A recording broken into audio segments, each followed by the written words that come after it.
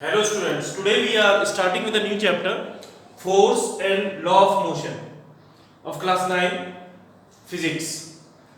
असली में हम अगर अपने डेली एग्जाम्पल्स लें, डेली रूटीन की एग्जाम्पल्स लें, जैसे हम दौड़ते हैं, किसी बॉल को उठाते हैं, गेट को ऊपर करते हैं, बुक्स टेबल से उठाते हैं और छोटे मोटे एग्जाम्पल्स काफ़ी हमारे घर में, जिन चीज़ों को हम कभी भी डीपली नहीं देखते और उन पे हम फोर्स अप्लाई करते हैं जिससे हमारी एनर्जी एग्जॉस्ट होती है। इसी चैप्टर में इनके बारे में डिस्कस करेंगे एक्चुअल में ये फोर्स क्या चीज है और फोर्स के बारे में किसने सजेशंस दिए कि फोर्स ऐसा हो सकता है और इसके लॉज किसने दिए।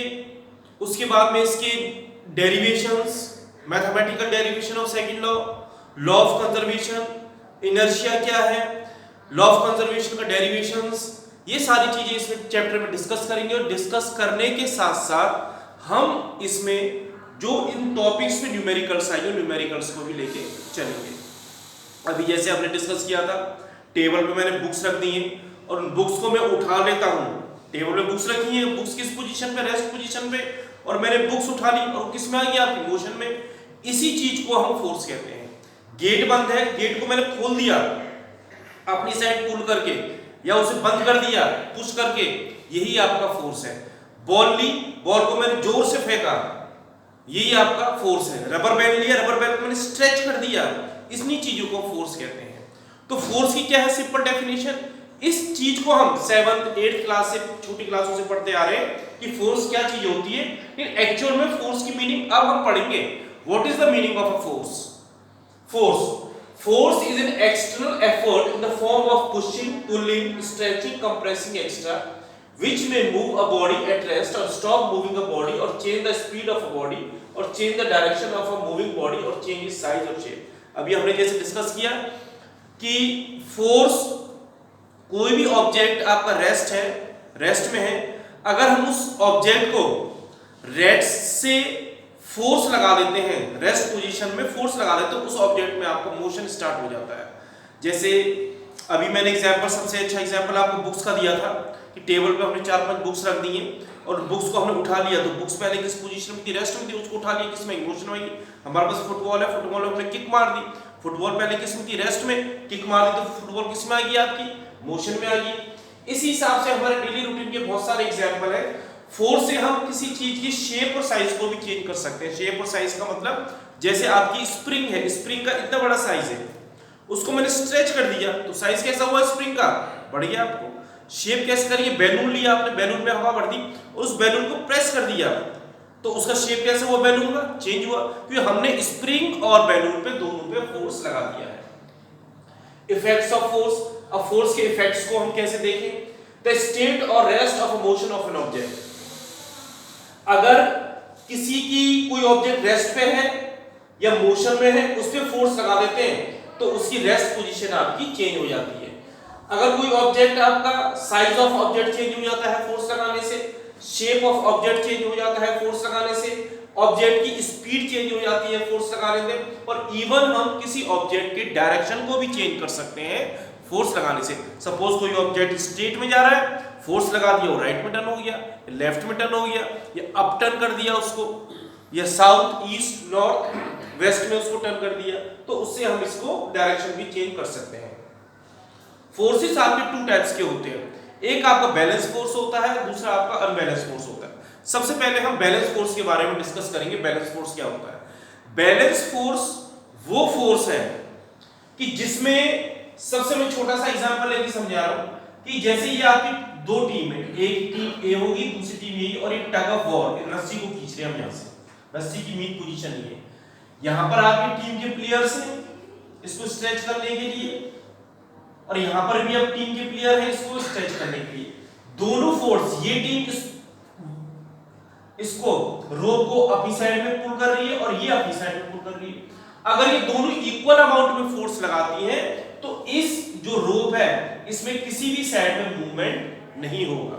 ऐसे ही फोर्स को हम बैलेंस फोर्स कहते हैं कि उस पर आपका इक्वल अमाउंट पर फोर्स लग रहा है and there is no movement in any direction. This type of force will be known as balance force. If the resultant of all the force acting on a body is zero, the force are called balance force. Example, rope pulling by two teams. Rope does not move in any direction because two teams applied equal force.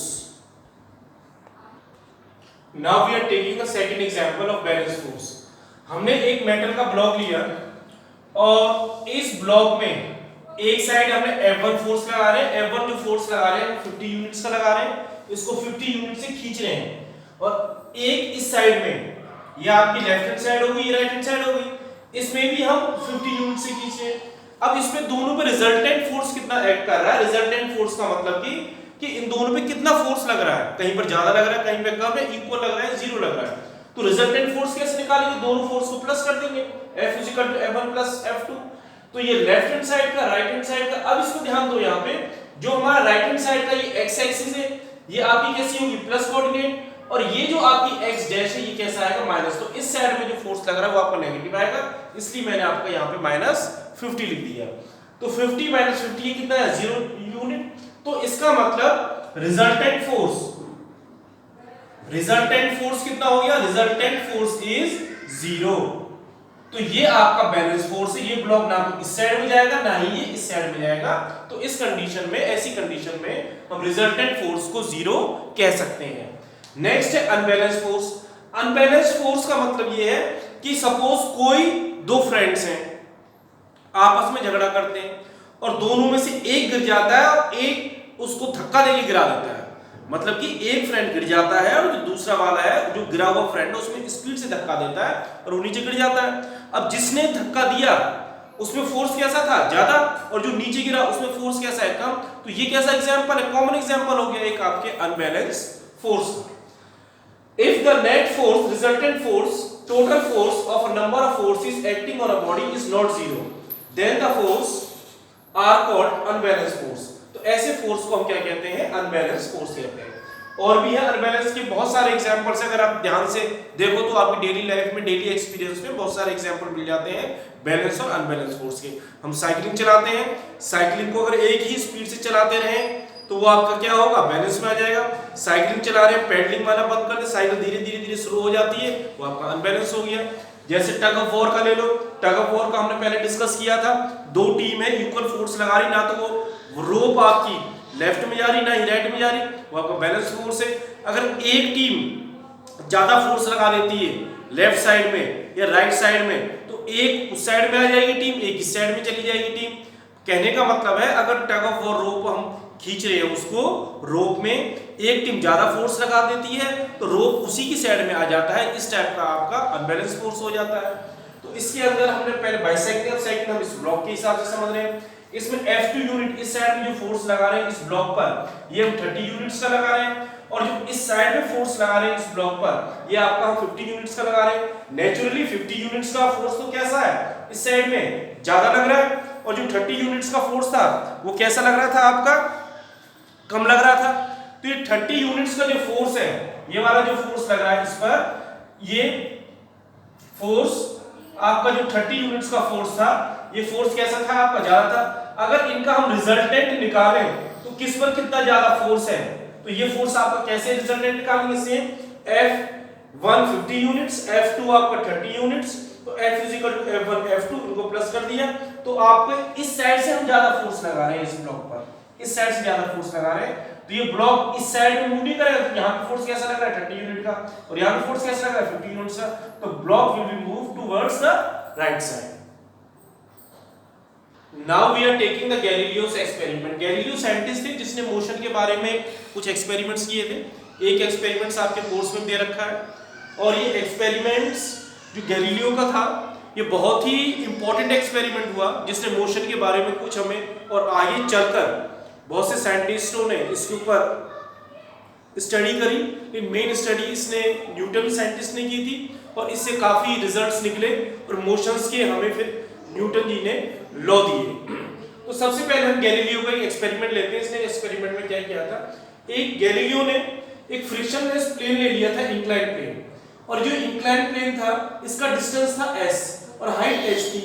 ये horizontal plane के साथ में, और incline जो plane था एक angle आपका theta बना रहा था। अब एक मार्बल रखा, मार्बल को ऊपर से हाइट h पे मार्बल रखा, इसको ऊपर से रोल कराया और ये मार्बल आपका नीचे आया। जैसे ही नीचे आएगा तो इसकी वेलोसिटी क्या होगी, इंक्रीज होगी। तो नीचे कैसा फोर्स लग रहा है आपका, ग्रेविटी का, और ग्रेविटी अपनी साइड में अट्रैक्ट करेगा तो वेलोसिटी विल बी इंक्रीज। अब ये जो मार्बल यहां से आके इस अपनी जितनी ये हाइट है इस हाइट को अटेन करने की कोशिश करेगा और यहाँ पे चढ़ेगा, लेकिन यहाँ पे जब चढ़ेगा तो इसकी वेलोसिटी क्या हो जाएगी, कम हो जाएगी। ग्रेविटी का इसमें अपोजिट डायरेक्शन में फोर्स लग रहा है कि मार्बल आपका अपवर्ड डायरेक्शन में जा रहा है, ये अपनी हाइट अटेन कर लेगा। अब सेकंड केस हमने इसमें क्या लिया, सेकंड केस में हाइट तो आपकी वही सेम है s और डिस्टेंस s है।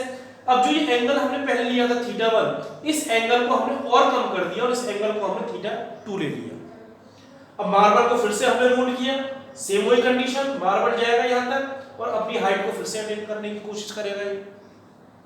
फिर हमने एंगल को और कम कर दिया, θ3 लिया, फिर मार्बल को हमने ऊपर से रोटेट कराया, मार्बल फिर जाएगा अपनी हाइट को फिर से अटेन करेगा।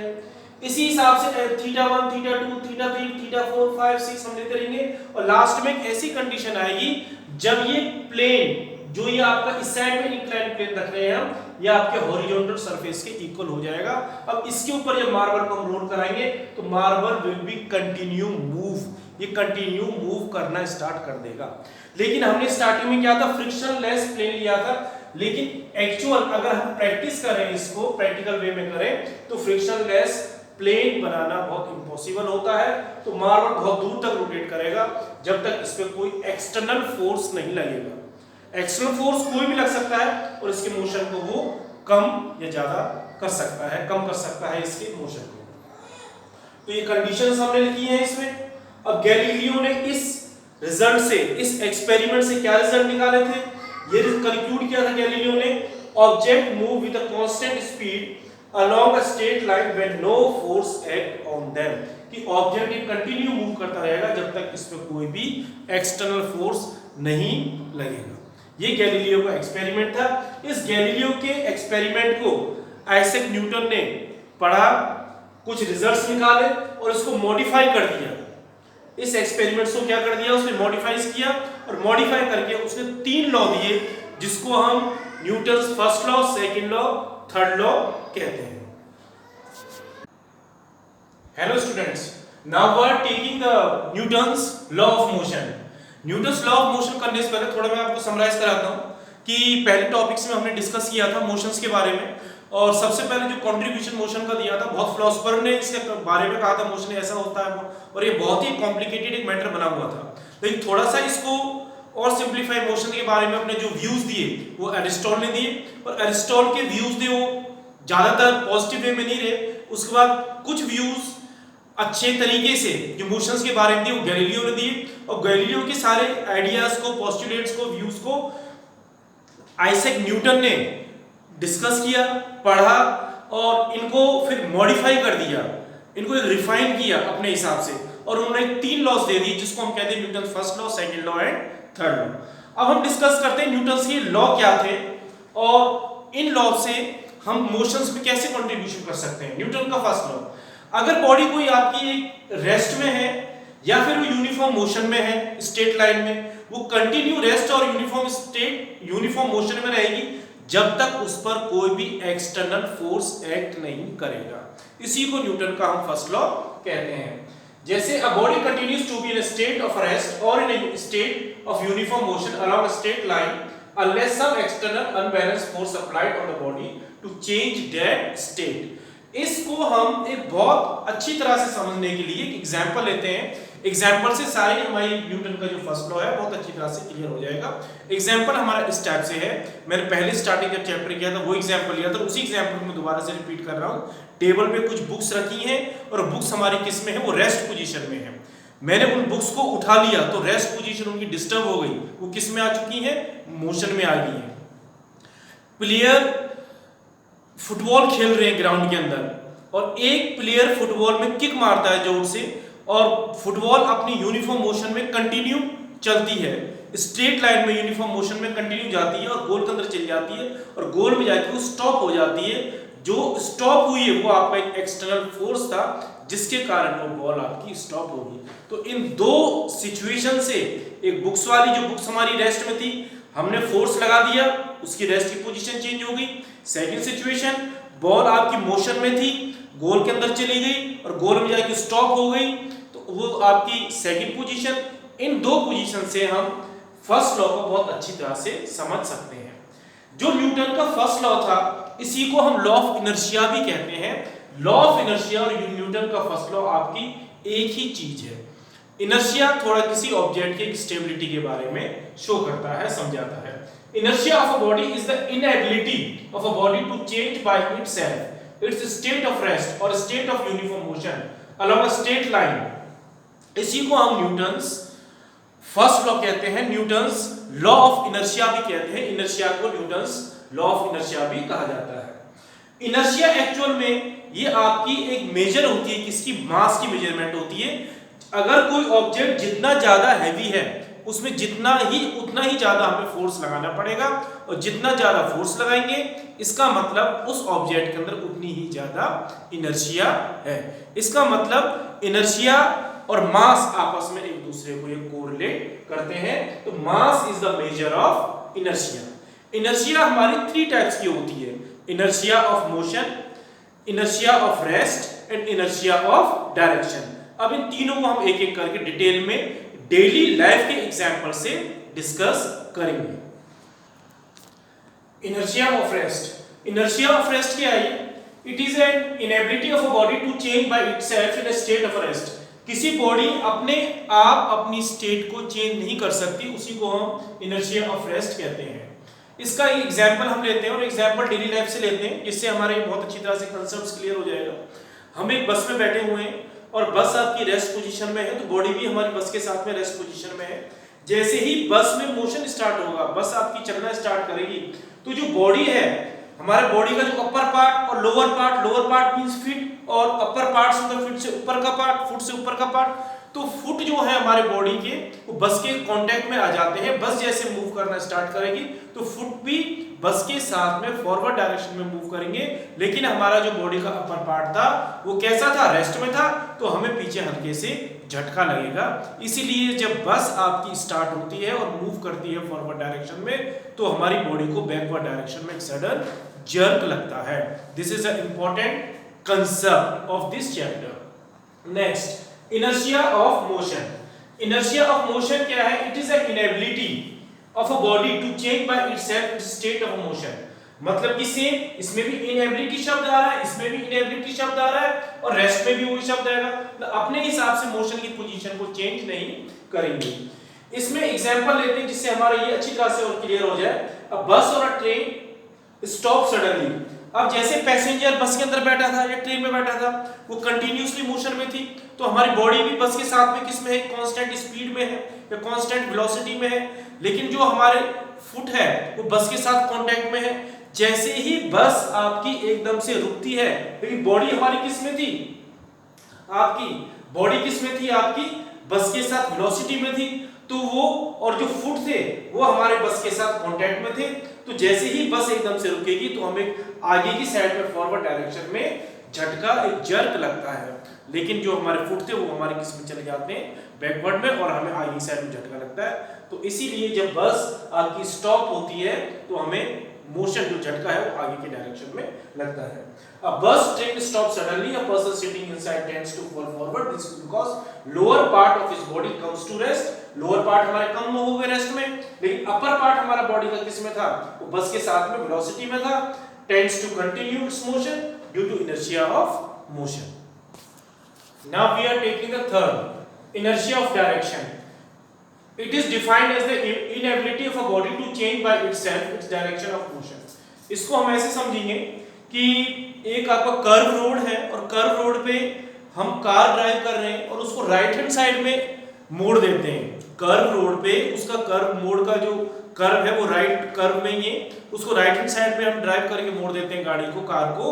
तो जो उसके अंदर आपका पैसेंजर बैठा होगा उसको लेफ्ट डायरेक्शन में वो झुक जाएगा। ये आपने देखा होगा ऑब्वियसली।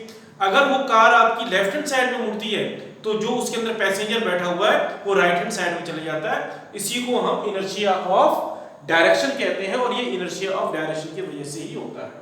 अब एक नेक्स्ट आपकी डेफिनेशन हम लेते हैं, नेक्स्ट कांसेप्ट लेते हैं मोमेंटम। असली में मोमेंटम क्या होता है? एक्चुअल में जो मोमेंटम है, the amount of motion contained in a moving body, the amount of motion contained in a moving body, कोई बॉडी मूव कर रही है, उसके अंदर कितना अमाउंट है मोशन का, उसी को हम क्या कहते हैं, मोमेंटम कहते हैं।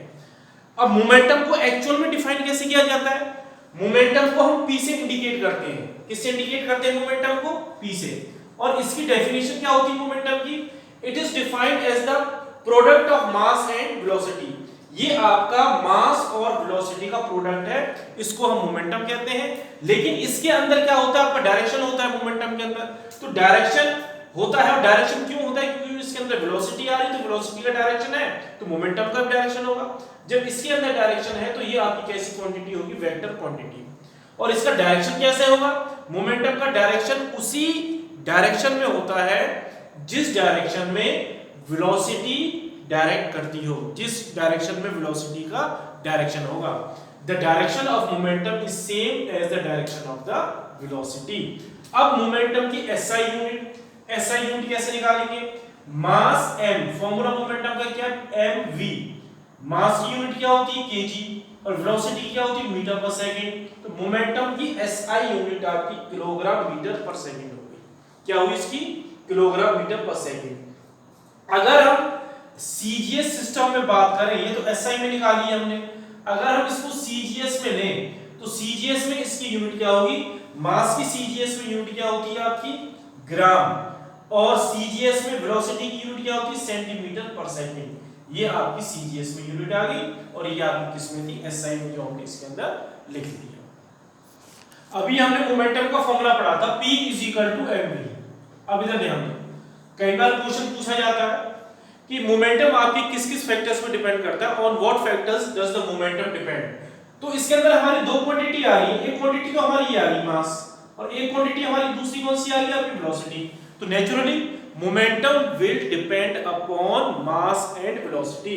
तो मोमेंटम आपका दो फैक्टर्स पे डिपेंड करता है, पहला फैक्टर आपका मास होगा और सेकंड फैक्टर आपका वेलोसिटी होगा।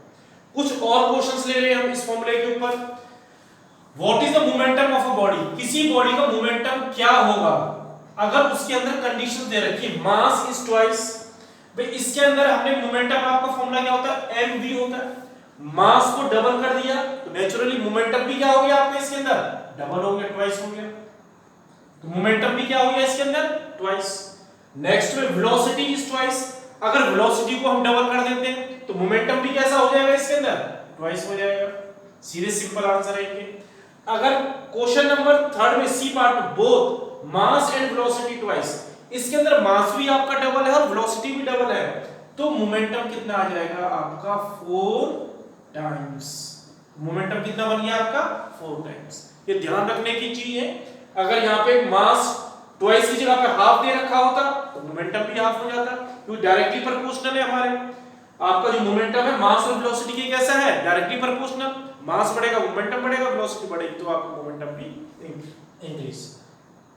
अब इनके कुछ हम ग्राफ बना लेते हैं, कभी-कभी ग्राफ भी पूछे जाते हैं एग्जाम्स में, और जब हम टॉपिक पढ़ रहे हैं तो टॉपिक को पूरा डिटेल में लेके चलते हैं। तो ग्राफ किस टाइप से बनाए जाते हैं, ग्राफ ले रहे हैं। इसके अंदर जो पहला ग्राफ है व्हेन मास इज कांस्टेंट, इसके अंदर हमने मास को कांस्टेंट रख रखा है, ठीक है।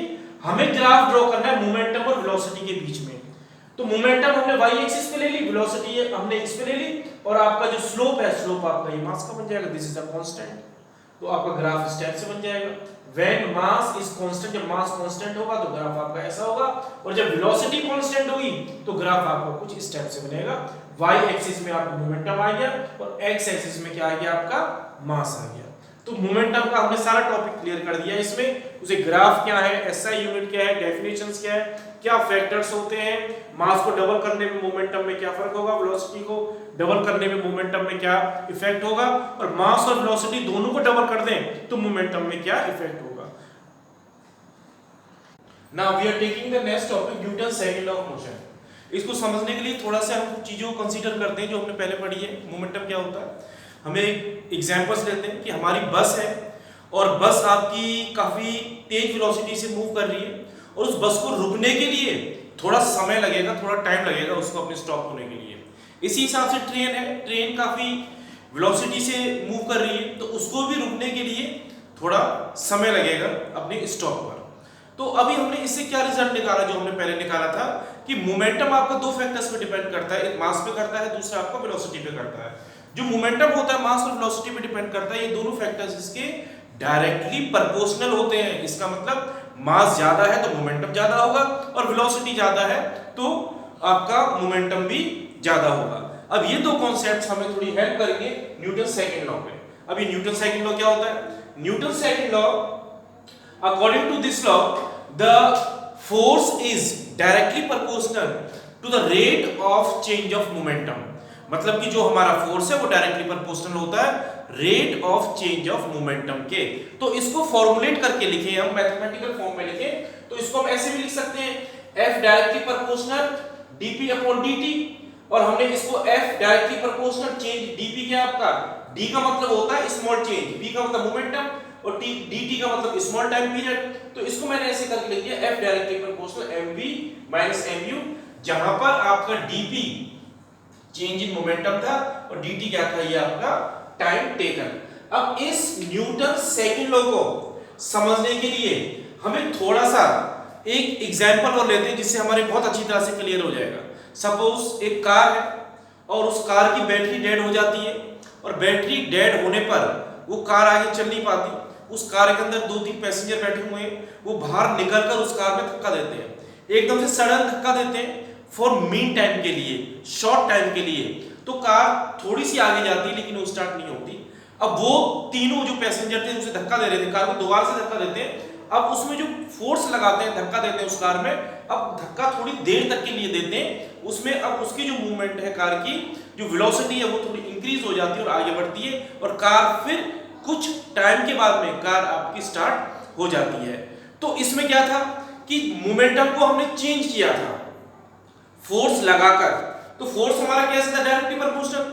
जितना ज्यादा हम फोर्स लगाएंगे उतना ही ज्यादा मोमेंटम होगा और कम फोर्स लगाएंगे तो कम मोमेंटम होगा। और भी एग्जांपल ले लेते हैं, जैसे हम क्रिकेट खेलते हैं तो क्रिकेट में बॉलर बॉलिंग कर रहा है और बॉल आपके पास में आती है, वो बॉल को कम फोर्स से फेंकता है तो बैट्समैन होता है, अगर बॉल को वो कम फोर्स से फेंक रहा है आपके पास में तो बैट्समैन बैट को कम ही फोर्स से उठाकर उस बॉल को उसमें हिट करेगा। लेकिन अगर वो ही बॉल बहुत ज्यादा वेलोसिटी से आ रही है, इसका मतलब उसका मोमेंटम कैसा हो गया, बॉल का बहुत ज्यादा हो गया। जब बॉल का मोमेंटम ज्यादा हो गया तो बैट्समैन भी उस बॉल पर मारने के लिए, स्ट्राइक करने के लिए बैट में ज्यादा फोर्स लगाकर उस बॉल को स्ट्राइक करेगा। तो इनसे हम अच्छी तरह से रिजल्ट से कंक्लूड कर सकते हैं कि force is directly proportional to the change of momentum. अब नेक्स्ट हम ले रहे हैं mathematical formulation of second law of motion. अब जो ये सेकंड लॉ ऑफ मोशन है इसका एक डेरिवेशन है और ये मैथमेटिकल डेरिवेशन है। अब इसको हम देखते हैं कैसे। हमने दो ऑब्जेक्ट्स लिए, पहले ऑब्जेक्ट का मास m है, दूसरे ऑब्जेक्ट का भी मास आपका m है। ये इस ऑब्जेक्ट, जो आपका ये ऑब्जेक्ट लिया हमने m, इस ऑब्जेक्ट की वेलोसिटी u है और time 0, initial time, initial velocity, initial time and mass of the object m। जब इसमें हम फोर्स लगा रहे हैं तो इसकी इनिशियल वेलोसिटी कितनी थी, 0 थी, स्टार्टिंग की u था इसकी इनिशियल वेलोसिटी। अब इसी ऑब्जेक्ट पर हमने फोर्स लगाया, जो इसकी इनिशियल वेलोसिटी ये चेंज होकर आपकी फाइनल वेलोसिटी में आ गई v पर, और जब हमने इसमें फोर्स लगाया था पहले टाइम 0 था, अब टाइम कुछ आपका इंक्रीज हो गया तो टाइम t से t हो गया है। तो इसमें अब क्या होगा, initial momentum of the body pi हमने किसके लिए इंडिकेट कर दिया, इनिशियल के लिए, p है मोमेंटम के लिए, तो मास इनटू वेलोसिटी, u है आपकी इनिशियल वेलोसिटी, इसी हिसाब से final momentum of that pf mv, m है आपकी फाइनल वेलोसिटी, और चेंज इन मोमेंटम क्या होगा, pf pi। मैं एक बार फिर से बता देता हूं, एक आपका ऑब्जेक्ट है जिसका मास m है और उसकी इनिशियल वेलोसिटी u है और उस पे फोर्स अप्लाई करेंगे हम f से, जिसका इनिशियल टाइम आपका 0 है, उस पर हमने फोर्स लगाया। अब उसकी वेलोसिटी चेंज हो गई v, फाइनल वेलोसिटी कुछ इंक्रीज हो गई और टाइम पीरियड 0 से उसका t हो गया। अब इसका इनिशियल मोमेंटम pi mu होगा और फाइनल मोमेंटम pf mv होगा, और change in momentum final minus initial होगा। अभी देखो, अभी हमने क्या निकाला, चेंज इन मोमेंटम।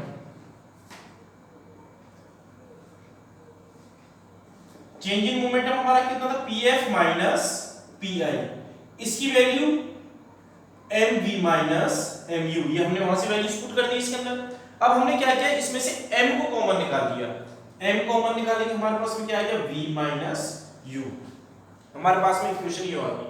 अब इसमें देखो टाइम कितना था, अभी हमने पढ़ा था टाइम टेकन, इनिशियल टाइम 0 था और फाइनल टाइम कितना था हमारे पास, t था। जब टाइम चेंज होगा तो फाइनल को हमेशा किस में से माइनस करते हैं, इनिशियल में से। तो time t minus 0 equal to t, time हमारे पास में इतना आ गया। अब नेक्स्ट है rate of change of momentum. Rate of change of momentum क्या होता है, rate of change of momentum equal to change in momentum upon time taken. Change in momentum upon time taken according to second law. पहले इसी में values put कर देते हैं हम, m v minus u upon t, हमने ये इतना यहां तक कर लिया। According to definition of second law, according to second law अभी हमने पढ़ा था, तो सेकंड लॉ क्या था हमारे पास में, f directly proportional m v minus u upon t, ठीक है। अब इसमें से v माइनस u को हम सब्स्टिट्यूट कर देंगे, m a, और a हमारे पास कहां से आया, एक्सेलरेशन का फॉर्मूला क्या था, v minus u upon t। अब हम क्या कर रहे हैं, इसमें से इस डायरेक्टली प्रोपोर्शनल में से को हटाकर इसकी जगह पर एक कांस्टेंट पुट कर रहे हैं, f equal to k m a, where k is called constant of proportionality। k को हम क्या कहते हैं, कांस्टेंट ऑफ प्रोपोर्शनलिटी। अगर हम k की वैल्यू को इसमें सॉल्व करें, if f is equal to 1 unit, m is equal to unit, a is equal to 1 unit, हम इन 1 1 को जो अभी हमने फॉर्मूला किया था उसके अंदर इनको पुट कर देंगे, पुट करके हमारे पास k इक्वल टू 1 आ जाएगा। अब जो k की वैल्यू थी उसको हम इस इक्वेशन में पुट कर देंगे, ठीक है। तो हमारे पास में क्या है, f is equal to ma। बहुत सी किताबों में डायरेक्ट वैल्यू दे रखी k इज इक्वल टू 1, वो भी सही है, आप उसको भी करके डायरेक्ट शो कर सकते हैं। और जो हमारे पास में ये इक्वेशन है, इसी इक्वेशन को कहते हैं, this is called mathematical form of second law या mathematical equation of second law, ठीक है। ये मैथमेटिकल इक्वेशन है किसकी, सेकंड लॉ की, mathematical form of second law. अब हम एक चीज इसमें ध्यान से देखें, जो आपका ये फोर्स है ये आपकी दो चीजों पर डिपेंड कर रहा है, किस किस पे, मास और एक्सेलरेशन पे। तो force is depend on two factors, that is mass and acceleration. Force हमारा दो चीजों पे डिपेंड करता है, मास और एक्सेलरेशन पे। अगर फोर्स ज्यादा लगाना पड़ेगा तो उस ऑब्जेक्ट का मास कैसा होगा, ज्यादा। अगर आपका फोर्स हम कम लगा रहे हैं तो उसमें मास कैसा है, कम। इसी हिसाब से फोर्स आपका एक्सेलरेशन पे भी डिपेंड करता है। अब नेक्स्ट देखो, अब हम जो ये फर्स्ट लॉ था मोशन का, अब फर्स्ट लॉ को हम रिड्यूस कर रहे हैं, फर्स्ट लॉ का डिडक्शन कर रहे हैं, किसकी हेल्प से, सेकंड लॉ की हेल्प से। सेकंड लॉ ये था f is equal to m में, हमने a की वैल्यू पुट कर दी v minus u upon t। Second law हमारे पास में ये बन गया। हम इस सेकंड लॉ की हेल्प से न्यूटन्स के फर्स्ट लॉ को ड्राइव कर रहे हैं, और वो ड्राइव कैसे करेंगे अब इसमें हम ये देखते हैं। ये न्यूटन का भी हमने सेकंड लॉ निकाला है प्रूव करके, इसमें a की वैल्यू हमने ये रख दी। अब इसके अंदर क्या है, किसी बॉडी की आपकी वेलोसिटी क्या है, कांस्टेंट है। क्या वेलोसिटी है, कांस्टेंट।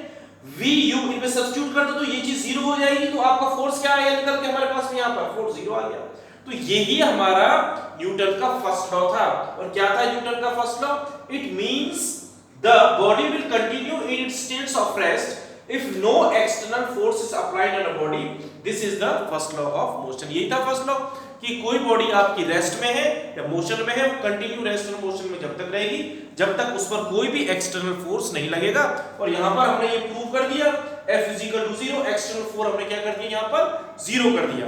तो हम न्यूटन्स के सेकंड लॉ की हेल्प से न्यूटन्स के फर्स्ट लॉ को भी हम प्रूव कर सकते हैं। Now we are taking the SI unit of a force. Force की जो एसआई यूनिट होती है वो होती है न्यूटन, और उसको हम एन से डिनोट करते हैं। फोर्स का फॉर्मूला क्या होता है? F = m में। मास यूनिट क्या होती है? किलोग्राम। और एक्सेलरेशन क्या होती है? मीटर पर सेकंड। तो 1 न्यूटन को 1 न्यूटन को हम 1 किलोग्राम 1 मीटर पर सेकंड स्क्वायर भी कह सकते हैं, या 1 केजी मीटर पर सेकंड स्क्वायर। 1 न्यूटन इतना। क्वेश्चन कभी कभार पूछा जाता है डिफाइन 1 न्यूटन। अब 1 न्यूटन क्या होगा? 1 Newton is the force is said to be 1 Newton if it produces 1 meter per second square acceleration in a body of a 1 kg of mass। दोबारा से मैं फिर से रिपीट करता हूं। The force is said to be 1 Newton if it produces 1 meter per second square acceleration in a body of a 1 kg of mass। ये तो हमने एसआई में ले ली फोर्स की यूनिट। एक डिस्कस और कर लेते हैं सीजीएस में। सीजीएस में फोर्स की यूनिट होती है डाइन, और एक डाइन आपकी 1 ग्राम सेंटीमीटर पर सेकंड के बराबर होती है। अब देखो फोर्स सीजीएस में मास की यूनिट क्या होगी? ग्राम, और एक्सेलरेशन की क्या होगी? Centimetre per second square. तो 1 डाइन इसके बराबर हो जाएगा 1 gram centimetre per second square. Define 1 dine.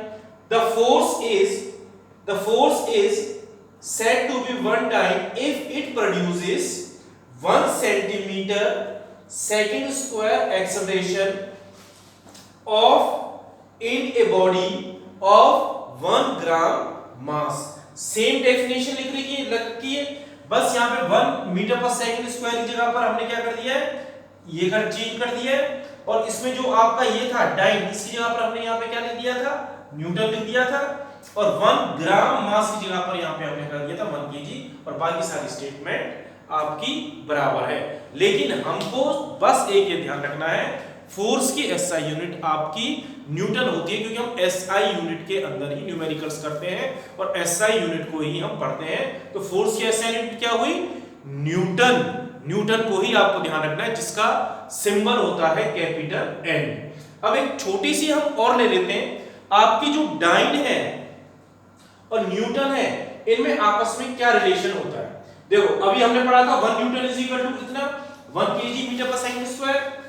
1 kilogram में 1000 ग्राम होते हैं, इसको हम ऐसे लिख सकते हैं 10³ ग्राम। 1 मीटर के अंदर इतने सेंटीमीटर होते हैं। ये जो हमारी एसआई सिस्टम थी, इसको हमने सीजीएस में कन्वर्ट कर लिया है। किसमें कन्वर्ट कर लिया है? सीजीएस सिस्टम में। अब हमने क्या किया, जो आपकी सेकंड है इक्वेशन ये वाली, इसको हमने फर्स्ट में पुट कर दिया, किलोग्राम की जगह पे ग्राम कर दिया और मीटर की जगह पे सेंटीमीटर रख दिया। बस किलोग्राम या किलोग्राम, मीटर की जगह पे सेंटीमीटर करके हमारे पास में इतनी इक्वेशन आ गई। यहाँ पे 10³ है, यहाँ पे 10² है। आपकी जो सेम बेस होते हैं प्रोडक्ट के अंदर, तो पावर उनकी क्या हो जाती है? प्लस। तो यहाँ पर हमारा कितना आ जाएगा? 1 न्यूटन = 10⁵ ग्राम सेंटीमीटर पर सेकंड स्क्वायर। ये इतना आ गया। लेकिन 1 gram centimetre per second square अभी हमने डिस्कस की थी। यहां पर देखो, यहां पर ध्यान से कितना था आपका? 1 डाइन के बराबर। तो अब हम क्या करेंगे, इसको जो आपकी ये 1 डाइन है, इसकी जगह पर हम इसकी जगह पर जो इतनी हमारी वैल्यू है, ये इसकी जगह पर इसको हम यहां पे पुट कर देंगे। हमने ये पुट कर दिया, हमारे पास कितना आ गया? तो 1 न्यूटन इतने डाइन के बराबर होता है। 1 न्यूटन 10⁵ डाइन। यही आपका न्यूटन और डाइन के अंदर आपका रिलेशन है। इसको ध्यान रखना, इंपॉर्टेंट चीज है, काफी पूछ लिया जाता है एग्जाम्स वगैरह में भी, और फिर भी आपको एक्स्ट्रा नॉलेज होनी चाहिए डाइन और इसके अंदर क्या आपके रिलेशंस आते हैं।